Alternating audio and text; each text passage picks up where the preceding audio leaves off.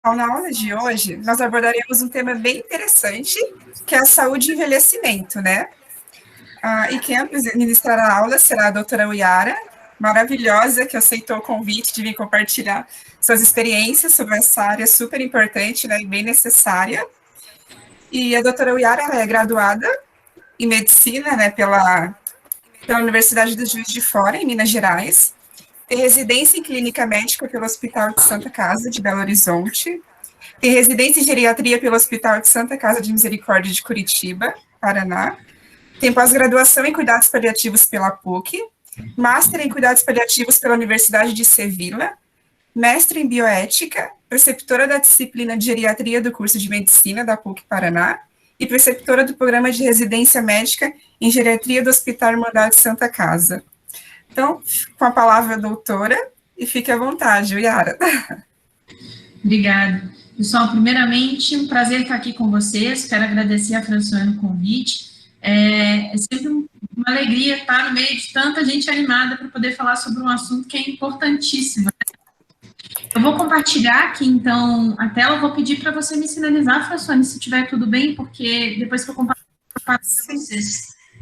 Sinalizo sim, prof.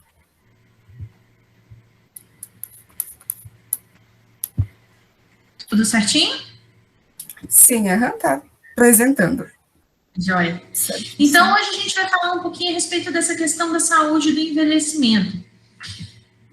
Bem, muito bem, a gente precisa, para poder falar disso, conceituar o que é saúde. Porque muitas pessoas têm uma noção de que a saúde, ela passa pela ausência de doença, né? Então, quando a gente diz assim, eu tô ficando velho, eu tô ficando sem saúde, será que são coisas que são sinônimos? Será que envelhecer significa que necessariamente eu perco saúde? E se a gente pensa que saúde é sinônimo de ausência de doença, aí complica. Por quê? Porque a gente sabe que à medida que a gente envelhece, a taxa de pessoas que têm pelo menos alguma doença crônica, seja pressão alta, seja diabetes, seja problema nos rins, enfim, qualquer doença crônica, essa taxa aumenta muito com o envelhecimento.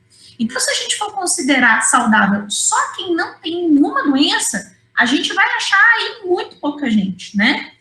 Então, esse conceito não é muito adequado, porque, na verdade, a gente não está no meio de um monte de gente doente, né? Então, na verdade, o que foi revisto em termos de conceito de saúde, e quem reviu esse conceito foi a própria Organização Mundial de Saúde, passou-se a deixar de considerar a saúde só a ausência de doença. Claro que aquela pessoa que não tem nenhum problema de saúde, ela é saudável, sem sombra de dúvida. Mas outras coisas me determinam saúde também. E aí, quando a gente fala de saúde no envelhecimento, o que me determina a saúde?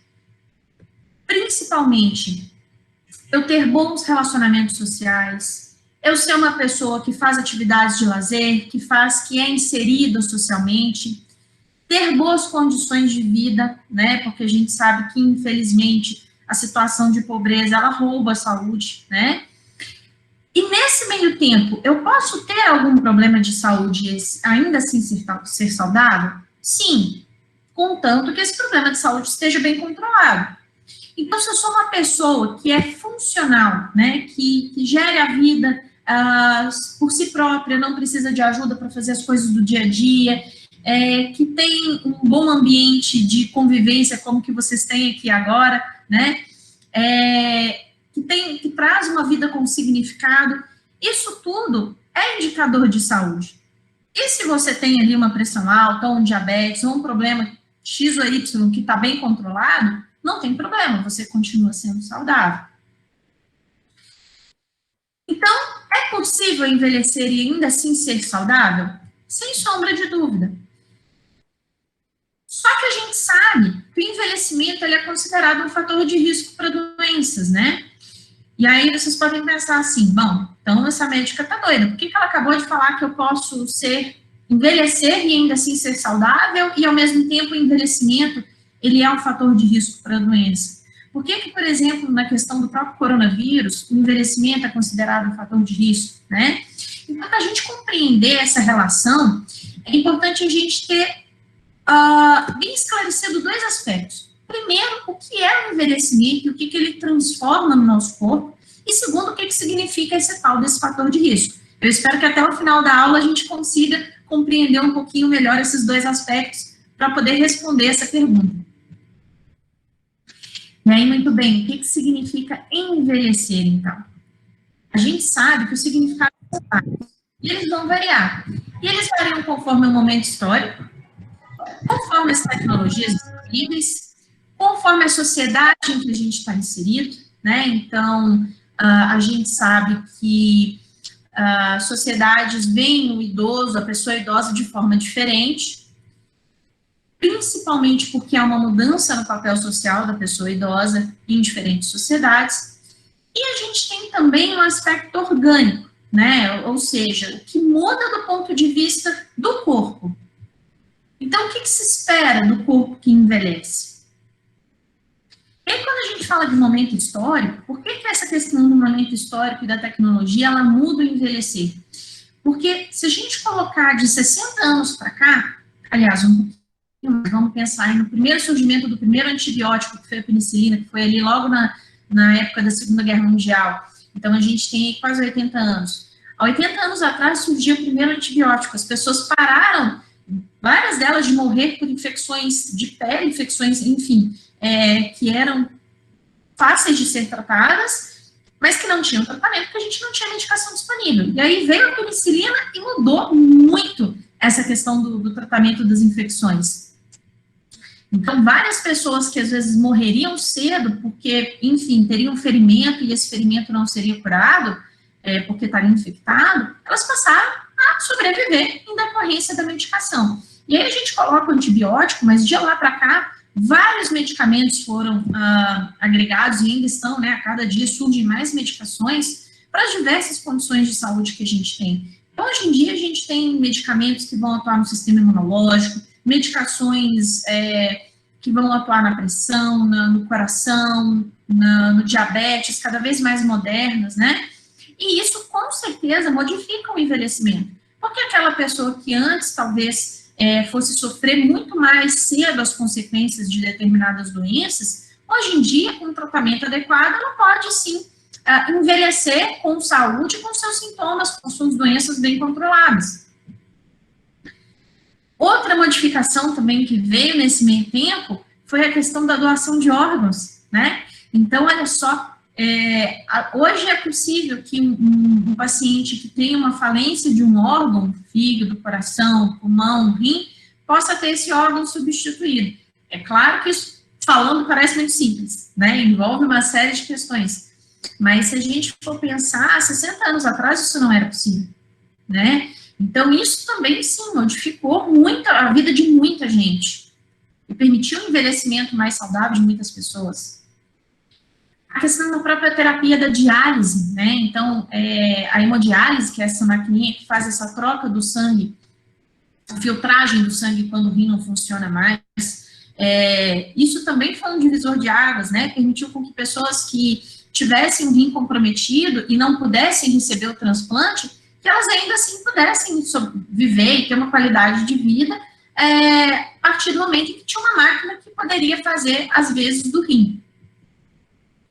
Outras questões também, então, a ventilação mecânica, né, que hoje em dia está todo mundo mais consciente do que é por conta do próprio coronavírus, a intubação, enfim, a ventilação mecânica, que é aquele aparelho que permite fazer a troca ali do oxigênio com gás carbônico quando seu pulmão não está conseguindo fazer sozinho. Isso também foi um divisor de águas, né? A gente tem, por exemplo, cirurgias em que é preciso fazer anestesia geral e que o pulmão, ele não consegue funcionar por si próprio. E aí esse paciente entubado, ligado na máquina, por exemplo, durante aquele processo da cirurgia, para que ocorra tudo bem, para que esse pulmão respire normalmente. E daí, depois da cirurgia, esse paciente é estudado e ele segue se recuperando, né? Então, além das situações de gravidade, a intubação ela também é muito útil nesses procedimentos. E falando um pouquinho mais longe ainda, a gente tem até a questão da circulação extracorpórea, né? Hoje em dia, para fazer uma cirurgia do coração, você bota uma outra máquina para fazer as vezes do coração e fazer aquele sangue circular enquanto você está ali mexendo no órgão, né? Então, hoje em dia, a gente pode ver que a tecnologia, esse momento histórico, né, e toda a tecnologia que a gente angariou nesses últimos anos, ela sim transformou o envelhecimento, porque hoje em dia as pessoas envelhecem com muito mais oportunidade de tratamentos e, enfim, de ter uma qualidade de vida melhor, em decorrência dos avanços da área da saúde, incluindo também a questão dos medicamentos, como a gente já tinha colocado. E aí, para a gente ter uma ideia, né, esse jornal, ele é um jornal de, eu tenho a data aqui, de 4 de agosto de 1960, não é tão, assim, são 60 anos atrás, né? E aí, olha só a manchete, ônibus entrou na casa de humilde e foi apanhar a velhinha de 42 anos. Então, naquela época, em 1960, você ter 42 anos, você era considerado uma velhinha. Hoje em dia, a gente fala do idoso a partir de 60, né? E ainda assim, é um idoso que a gente fala que é um idoso jovem, né? A gente tem um paciente muito idoso, que é aquele acima de 80.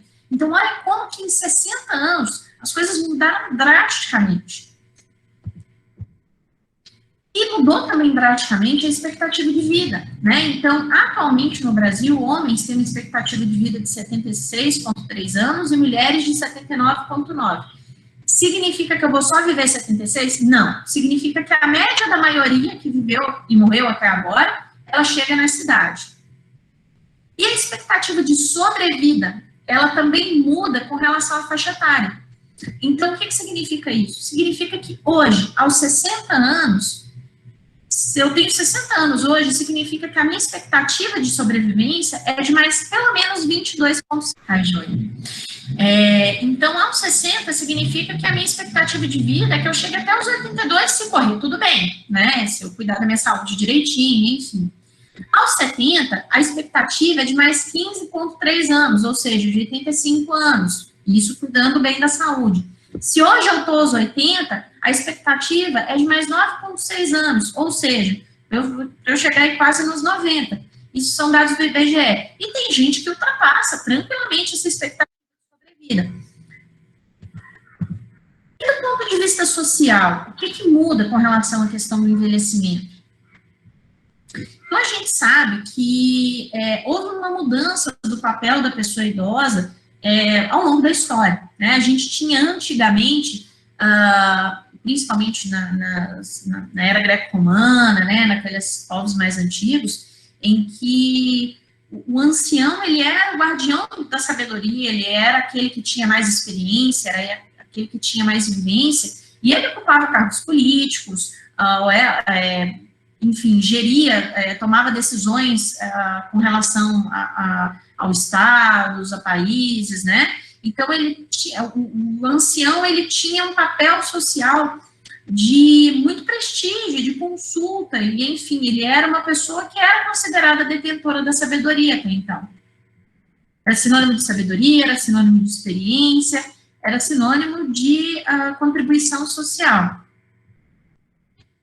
E o que a gente vê hoje? A gente vê hoje, infelizmente, uma desvalorização muito grande da pessoa idosa, né? E aí, vocês hoje estão aqui colocando isso no chão, né? Porque vocês hoje estão todos aqui se desafiando e convivendo com novas tecnologias, né? Que foi uma necessidade que se criou nesse contexto da pandemia. Mas hoje em dia, o que ainda se vê, infelizmente, em relação ao preconceito contra a pessoa idosa? O idoso é aquele que não sabe mexer no telefone, é aquele que não sabe mexer na internet, que está por fora, né? O conhecimento está todo aí fora, esse conhecimento que o idoso tem, isso aí já não adianta mais. Hoje em dia, a notícia muda a cada momento, né? Ele não está mais atualizado, o que a gente sabe que não é verdade, né? E aí, quando a gente fala desse preconceito, quando a gente fala dessa tirada do papel da pessoa idosa, e às vezes a gente vê isso com muita frequência no próprio seio da família, né? Aquela família que às vezes, no querer proteger, ela acaba tirando a autoridade, né? Ele diz, olha, agora vai ser assim, a gente decide, vai ser assado, e aí aquele idoso acaba, né, se isolando socialmente, enfim, perdendo a capacidade dele de decidir sobre as coisas. Esse nome que o nome que a gente dá para esse preconceito contra a pessoa idosa é o ageísmo. Ageísmo, ou idadismo, ou etarismo, são todos sinônimos, né? E a gente está vendo, infelizmente, isso muito com relação à questão do coronavírus, né? Criou-se, principalmente no início da pandemia, uma situação de que só o idoso transmite, então só o idoso pega, então só o idoso fica dentro de casa, ou o idoso já viveu muito, não vamos dar respirador, não vamos dar UTI, não vamos dar intubação, porque o jovem merece mais. Quando a gente sabe que toda vida, independente da idade, ela tem seu valor, né? E todo idoso merece ser tratado com dignidade. Muito bem, a gente já viu, então, que do ponto de vista histórico houve uma mudança no envelhecimento, a gente já viu que do ponto de vista social também algumas coisas modificaram. E o que significa envelhecer para o corpo? Existem modificações? Existem. Quais são elas? À medida que eu envelheço, significa que as minhas reservas orgânicas, elas estão sendo gastas. Então, o que é isso? É como se eu pensasse no meu corpo e nos meus órgãos como uma poupança. Né? Então, as decisões boas ou ruins que eu tomo ao longo da vida são os investimentos que eu faço no meu corpo. Se eu me alimento de forma adequada, se eu faço atividade física, se eu tenho um bom convívio social, se eu sou uma pessoa que emocionalmente também está bem, né, minha mente também está bem, isso tudo confere uma poupança para o meu corpo. Confere uma reserva. Que é uma reserva estou gastando, porque à medida que eu vivo, à medida que os anos passam, o meu corpo, ele vai gastando aquela reserva para poder se manter. Se a reserva é boa, se a minha poupança é gordinha, ótimo, né? Significa que se eu tiver algum problema maior, se eu tiver alguma situação mais aguda, mais grave, fiz uma cirurgia, tive uma infecção, peguei coronavírus, significa o meu corpo ele tem mais energia, ele tem mais poupança, ele tem mais reserva para poder lutar contra aquilo tudo. Se eu construir um envelhecimento com pouca reserva, significa que na hora que tiver alguma situação mais séria, pode ser que meu corpo não tenha a mesma energia para se recuperar. Então, essa questão da reserva é algo que a gente constrói ao longo da vida e é algo que a gente gasta ao longo da vida também. Então, por isso é importante um estilo de vida saudável. Do ponto de vista dos órgãos, a gente tem algumas diferenças também. Então, cada órgão, ele se comporta de uma forma diferente ao longo do envelhecimento. Então, esse daí da figurinha são os rins, né? Como que os rins, por exemplo, eles vão se comportar à medida que a pessoa envelhece? Eles reduzem um pouco a capacidade de filtração, né? Então, se a gente for medir, por exemplo, a capacidade de filtração de uma pessoa de 20 anos, a mesma pessoa, se eu conseguisse pegar a mesma pessoa, fazer o exame dela aos 20 anos de idade, e medir a função do rim, e depois fizer isso quando ela tiver 90, eu vou ver que o funcionamento, a capacidade de filtragem do rim, ela reduz. Significa que ela reduz a um ponto em que eu vou precisar de qualquer coisa nesse sentido? Não. De forma alguma, mas significa que sim, ela reduz. E aí, o que isso traz de impacto para o corpo? Primeiro, porque tem muitas medicações que a gente né? Então, tem muitos remédios em que os produtos, as toxinas, enfim, depois que esse medicamento é metabolizado no fígado e que eu preciso eliminar, elas são eliminadas pelo rim. Então, alguns medicamentos, por exemplo, pode ser que eu precise corrigir a dose, talvez utilizar uma dose menor. Significa, por exemplo, que alguns medicamentos que podem fazer uma agressão ao rim, como anti-inflamatórios, né, diclofenaco, ibuprofeno, nimesulida, eles têm um risco maior de fazer um dano no rim, porque esse rim está filtrando mais devagar. Significa que a minha capacidade de concentrar a água na urina, ela reduz. Então, eu faço uma urina que ela é mais diluída. Ou seja, eu tenho um risco de me desidratar com mais facilidade. E aí, o que a gente vê nesses casos? Que o centro da sede, a nossa capacidade de sentir sede, ela também muda. Eu sinto menos sede. Significa que eu preciso de menos água? Significa só que meu corpo esquece de me avisar tem hora. Porque eu preciso, por conta do rim também. O rim está liberando mais água do meu corpo. Se eu não jogo para dentro, vai faltar. Mas lembrando, essas alterações, a princípio, elas não modificam o sentido de determinar doença. Elas são naturais do nosso corpo. Eu só tenho que cuidar com relação a algumas questões, como eu coloquei, de medicamentos e de hidratação. E o fígado? Por que os dois estão juntos aqui? Porque o fígado, ele também tem um papel muito importante nessa questão dos medicamentos. Então, o fígado, ele tem pequenas substâncias que a gente chama de enzimas, que são substâncias que vão quebrar os medicamentos em pequenas partículas para esse medicamento sair com mais facilidade pela urina.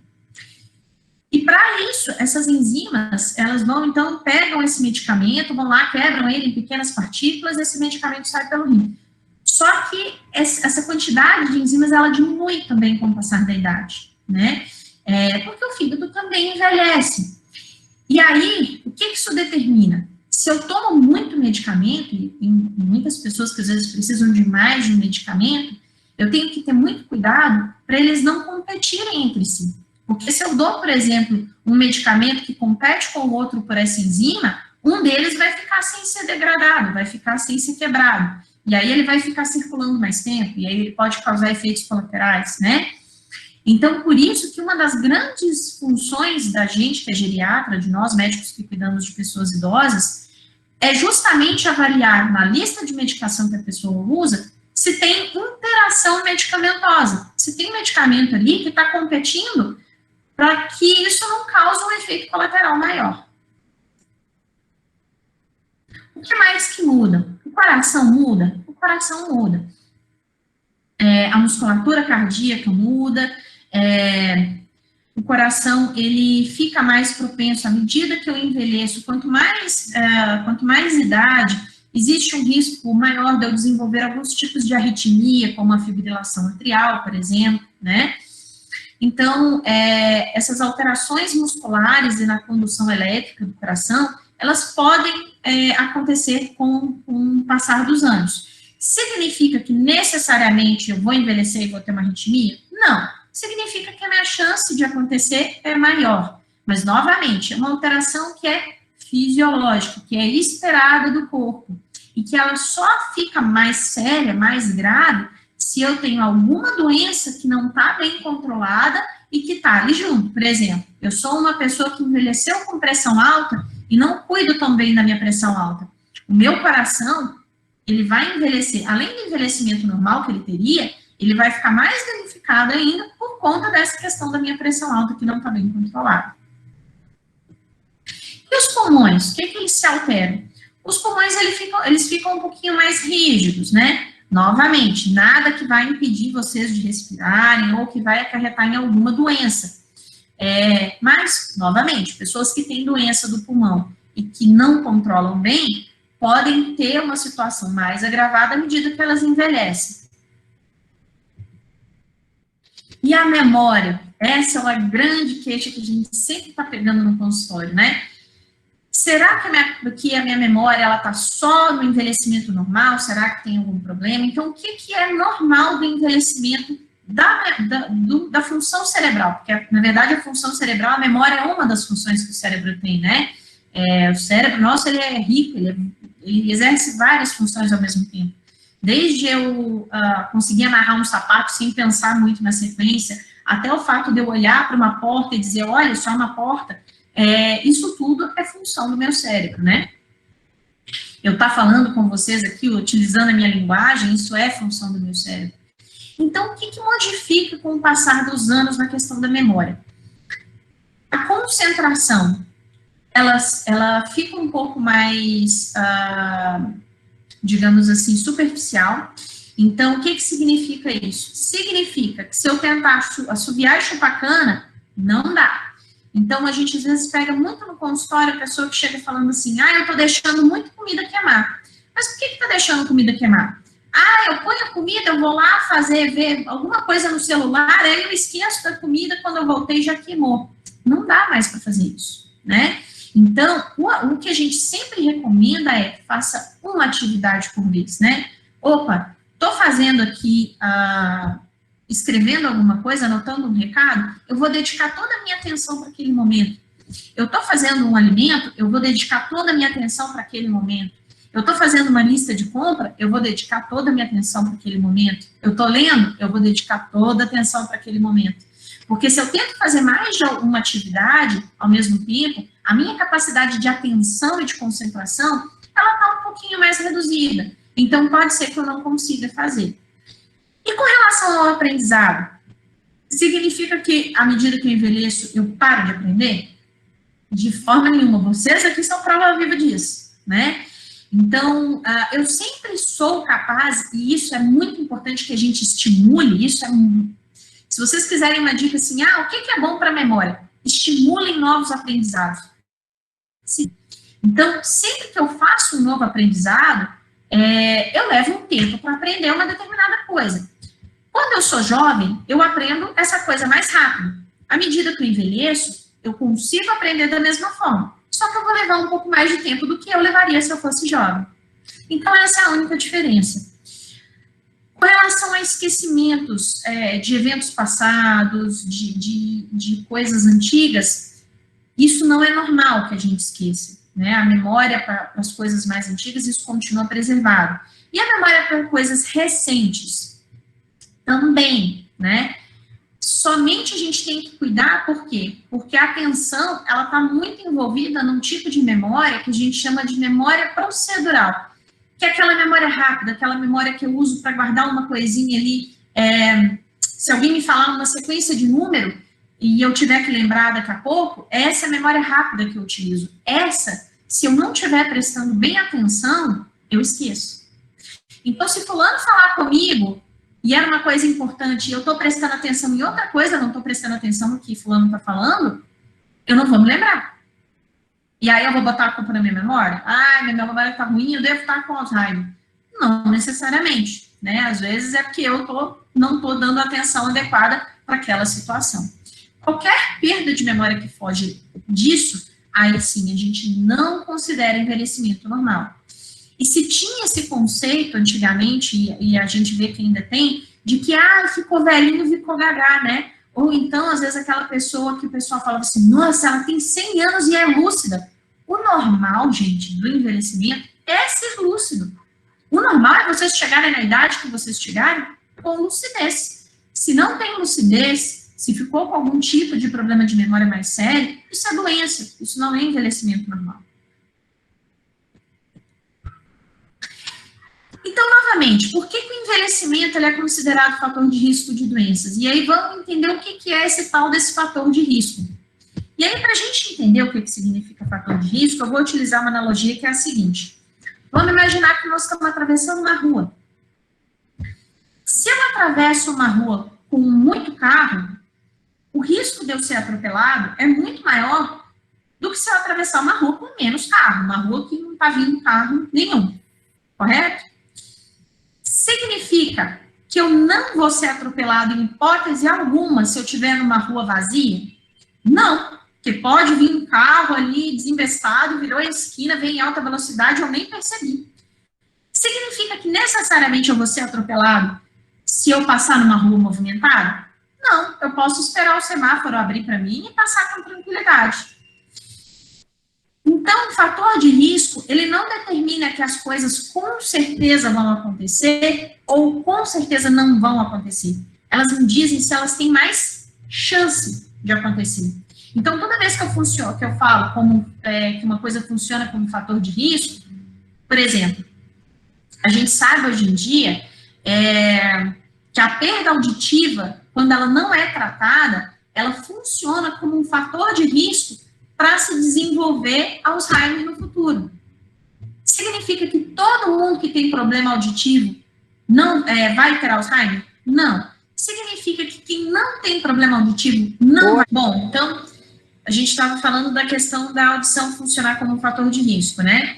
Então, significa que quem tem audição comprometida vai necessariamente desenvolver o Alzheimer? Não. Significa que quem não tem audição comprometida não vai desenvolver? Também não. Mas significa que quem tem audição comprometida e não corrige com o aparelho tem um risco maior de ter essa doença, tem uma chance maior de ter essa doença. Então, ao invés de atravessar uma rua com trânsito tranquilo, sem carro, ela vai ter que atravessar uma rua movimentada. Pode ser que ela consiga chegar do outro lado sem sofrer nenhum acidente? Pode, mas o risco dela sofrer um acidente é muito maior do que o de outras pessoas. Então, de certa forma, o fator de risco são condições que contribuem para desfechos ruins na saúde e para que eles ocorram com mais frequência. Então, toda vez que vocês ouvirem que uma determinada coisa é um fator de risco, significa que aquela coisa, ela vai aumentar muito a chance de você ter um problema mais sério lá na frente. E aí, o envelhecimento dos órgãos, ele funciona como um fator de risco? De certa forma, sim.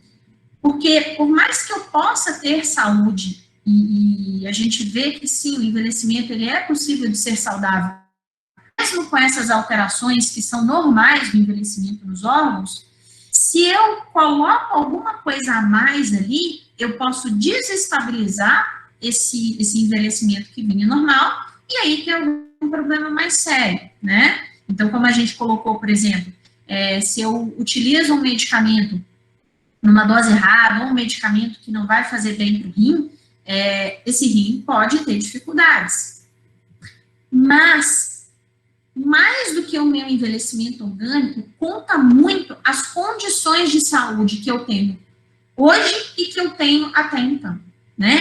Então, quando a gente fala de fator de risco, não é só ter o problema. Vamos pensar. Então, o diabetes funciona como um fator de risco para eu ter um infarto. Significa que necessariamente eu vou infartar porque eu sou diabético? Não. Por quê? Porque as minhas condições de saúde atuais e prévias contam muito. Então, se eu tenho um envelhecimento saudável e se eu cuido bem dos meus problemas de saúde, a chance de eu ter um problema em decorrência daquele fator de risco é bem menor. Então, gente, tudo que eu conto como o envelhecimento habitual, mais as condições de saúde que eu tenho até hoje, elas vão me dizer como que eu vou me comportar frente a um problema de saúde, frente a uma doença.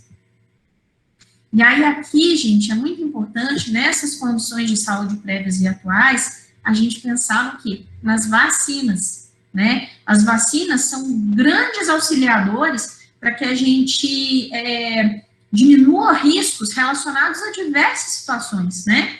E a gente tem um calendário vacinal que é próprio da pessoa idosa, que tem vacina que é além da gripe, porque às vezes o idoso acha que não, é só a vacina da gripe, né, que é a vacina do idoso.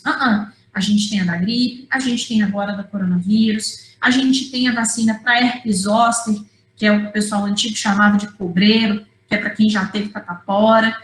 A gente tem contra a hepatite B, a gente tem as antitetânicas. Então, a gente tem uma série de vacinas que vão ser úteis e que devem ser utilizadas para que a gente proteja nosso corpo e para que a gente reduza ainda mais esse fluxo de carro que está vindo aí, para que eu possa atravessar com segurança.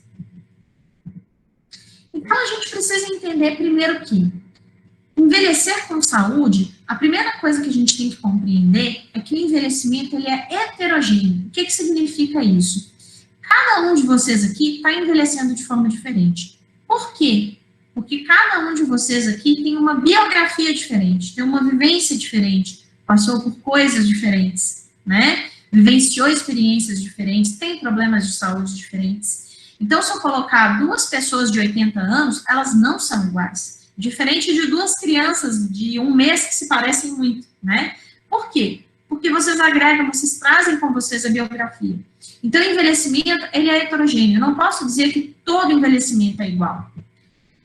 E eu tenho que entender que envelhecer com saúde envolve condições sociais dignas, né? Então, se eu estou num ambiente de pobreza, eu vou envelhecer mal? Sem sombra de dúvida, eu não vou ter acesso a uma alimentação de qualidade, eu não vou ter acesso à atividade física, eu às vezes não vou ter acesso a uma inserção social, a esse momento, por exemplo, que vocês estão tendo aqui hoje.